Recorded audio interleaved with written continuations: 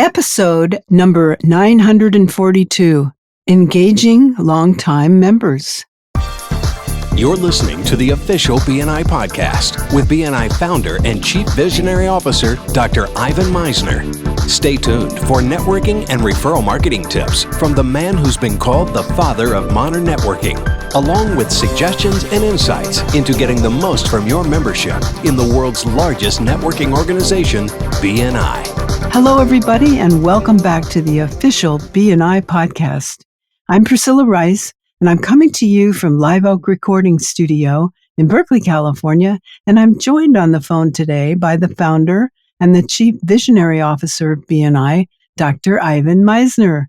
Hello, Ivan. How are you and where are you? Hello, Priscilla. I am doing great. I just got back from a little bit of vacation time with my wife. Our wedding anniversary is actually New Year's Eve. So we spent it doing a little vacation time, and we're back and ready to go. Oh, that sounds great. And who do you have today? I have someone who's been on BNI podcast more than anyone else, and that is Tim Roberts. Tim is the director of BNI New Hampshire, Florida Central, Florida Northeast. He's got 104 active chapters. In 2024, he was BNI Franchisee of the Year. He's also host of the BNI Power of One podcast. He's been a guest host 8 times on BNI podcast since August of 2024. And previous to that, he was a guest with me 3 times in 2019, 2020, and 2024. One of the reasons that I wanted to do another podcast with you, Tim, as a guest is to personally thank you for being the first guest host I've ever had, and to also thank you for your many years of service to the company. As of right now, it's 24, almost 25 years in BNI, and I want to thank you, my friend, for everything you do. Well, I really appreciate that, and am continued to be humbled every time you ask, and willing to help in any way I can. Well, I appreciate it, and I'm going to ask you again, I promise, because you do a great job, and a lot of people love to listen in when you're the guest host. Today, we're talking about engaging seasoned members, mature members.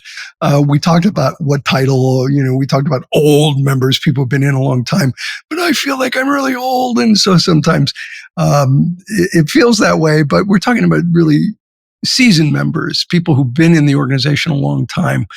And there's a challenge of complacency with seasoned members, long-term members. Talk about that a little bit, if you don't mind, Tim. Yeah, I think it's pretty natural. This is a question that I get asked a lot on my podcast. Most of my episodes are users send in different topics, and this seems to be a repeat one. So I thought it'd be great to talk to you about it. But, the longer people are in BNI, the more established relationships they have. They create some certain habits. They get, as you said, complacent. They might be comfortable with the results they're producing because they have such a investment of time that they're pretty comfortable, and often lose sight of the impact they have on other people's results. I think in BNI, we tend to think a lot of ourselves, meaning, all right, if I'm doing such and such activity, I can expect such and such results maybe, or if I'm not doing the activity, I can expect maybe a drop in results, and maybe I'm okay with that. Where we lose sight of our activity doesn't just drive our results in referrals we're receiving, but directly drives the results of the referrals we're producing. And so it can be a struggle for newer members into a chapter who are, gung-ho, ready, they want to commit, they're trying to grow their business. And it can often feel like maybe pulling teeth to get some of these seasoned members to be as engaged in one-to-ones, or, even showing up early to engage there in open networking, different aspects, and seems to be a challenge that is pretty common across the world from what I'm seeing. Yeah, and I think it's always been a challenge. I mean, always, certainly within the first 5 years of the organization, I started to see it. These long-term members are important because they bring to a chapter a sense of institutional memory. They remember things that have happened in the group, and so they bring a history to the group, and that's important. They also sometimes can bring a complacency to the group, which is what you're referring to. Right. I think one of the best things that we can do as directors, and what chapters can do, the current leadership teams of chapters can do with those long-term members, is to bring them into a leadership role that doesn't necessarily require a lot of work. In other words, don't ask them to be president or heaven forbid, vice president again, because that's a lot of work. And they may not be ready for it, but instead bring them in to be the education coordinator, the visitor host, a role, a chapter mentor, a member mentor. I wrote a book called The Networking Mentor, which is a really short book. It's available on Amazon in most countries. I mean, you can read it in like an hour.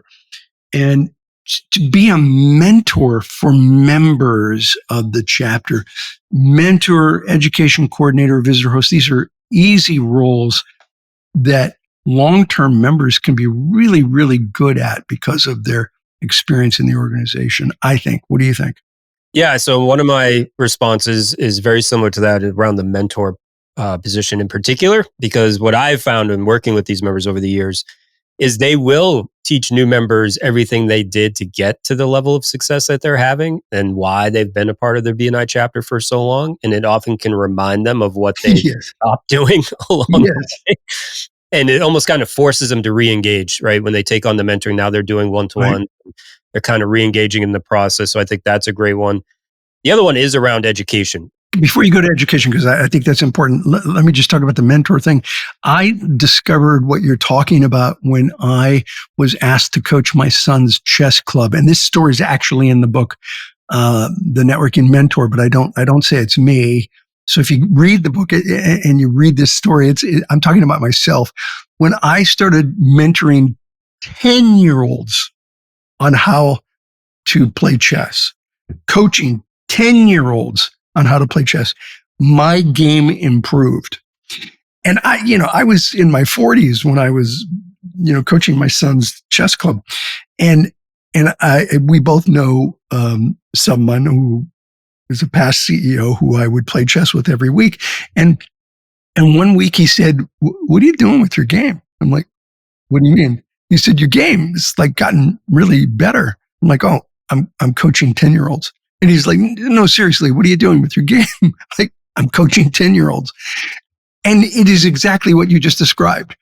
I had to go back and relearn things that I knew, and it made me better at playing the game because I was coaching children. And so if you coach members, adults, you're going to get better at what you do within BNI. Wouldn't you agree? 100%. It's why education coordinator was always my favorite role when I was a member, because it was a forced way of learning. You had to learn what you were going to talk about. So I think it's very much similar to that. The education piece is because I often think people are blind to the fact or blind to how much their activity, whether even a lack of, is impacting other people. So we do a lot of education around the Power of One. The Power of One report's used, I know, across the United States, and BNI is working on different versions around the world. And this is old stats from when we created this report, 15 years ago, whatever it was, that showed that people who were in the red in their activity actually passed 8 times less than people in the green. Wow. Just to kind of educate on the importance of why your members need you to be active too. So even if you have been a long-standing member and you've been here for a long time and you've probably done, a tremendous amount of one-to-ones over the years, the newer members haven't done it with you. And you're it's a new relationship and requires a new level of activity with each one, just to try to educate on it. Because one thing I do believe that you've always said, and I teach on this, is that you really can't motivate other people, right? Right. And that's what they're usually looking for. That's usually the way the question comes in, is how do we motivate the seasoned members to re-engage? And I'm often answering it, you can't.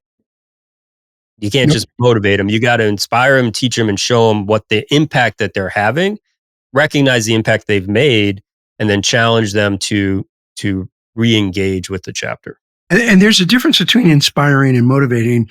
Someone can inspire you to motivate yourself, but nobody can motivate you. Only you can motivate you. And I think that's what you're talking about. And that definitely is true in a BNI chapter and definitely true with seasoned members. Yeah. So the last thing I give, and I know when this is coming out, it's kind of the new year, so it's good timing for it, is to set really precise chapter goals with really precise strategies to achieve them with well-defined expectations.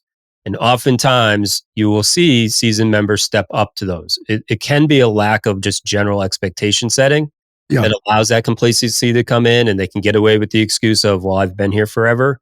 Right. You do that, then it allows everybody to either step up or, if necessary, and unfortunately that is the case sometimes, step out.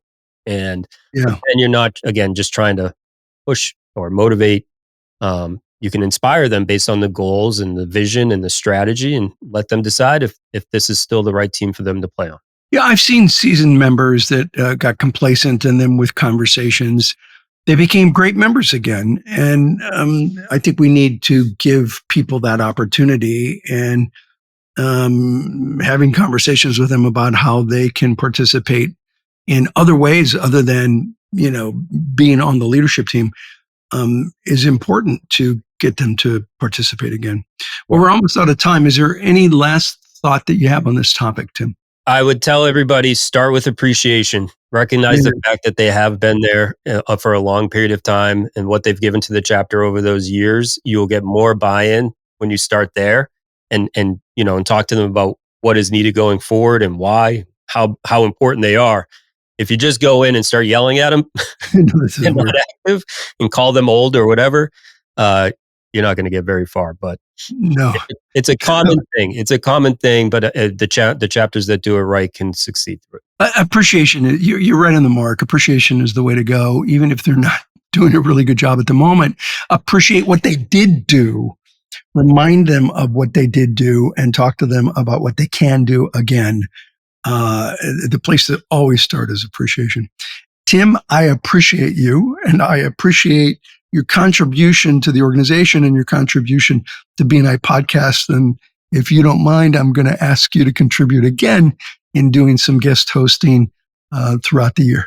I absolutely will be humbled too. I appreciate you and the entire organization. It's been my entire adult life has been in this organization, and will continue to do so, and appreciate everything it's afforded me.